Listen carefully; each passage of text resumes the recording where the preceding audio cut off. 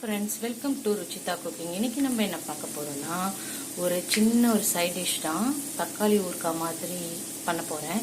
இன்ஸ்டன்டான ஒரு தக்காளி ஊறுகாய் தான்.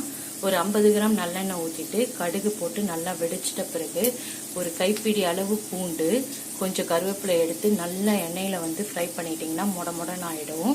அதுக்கப்புறம் நம்ம ஒரு 1/4 கிலோ தக்காளி, ஒரு புளி லெமன் சைஸ் புளி, உப்பு, காரெல்லாம் போட்டு மிக்சியில் நல்லா அரைச்சிக்கணும்.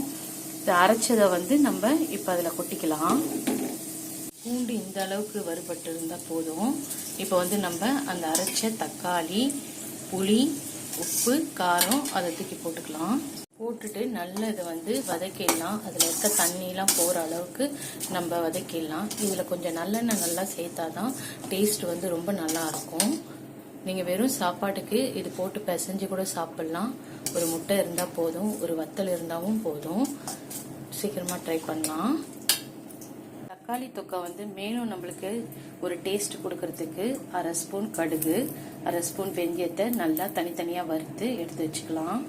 இதை கடைசியாக பொடி பண்ணி அது முடிஞ்ச பிறகு அந்த தக்காளி தொக்கு நல்லா ட்ரை ஆகிட்ட பிறகு இதை போட்டு இறக்கிடலாம். கொஞ்சம் கொஞ்சமாக தண்ணி ட்ரை ஆகிட்டே இருக்குது. தண்ணியெலாம் நல்லா வற்றி நல்லா கட்டியாயிடுச்சு. பார்த்தீங்களா, கொஞ்சம் எண்ணெய் பிரிஞ்சு வரும். அதுதான் கடுகு வெந்தய பொடி. ஸ்டவ் ஆஃப் பண்ணிட்ட பிறகு தான் போடணும், இல்லைன்னா கசப்பு ரொம்ப வந்துடும். போட்டுட்டு நல்லா கலக்கிடலாம். ஆஃப்டர்நூன் லஞ்ச் போமோகிரானட் தயிர் சாதம், அந்த தக்காளி தொக்கு, தக்காளி ஊறுகாய் அதை பண்ணோம் இல்லையா, அது, அப்புறம் வத்தல்,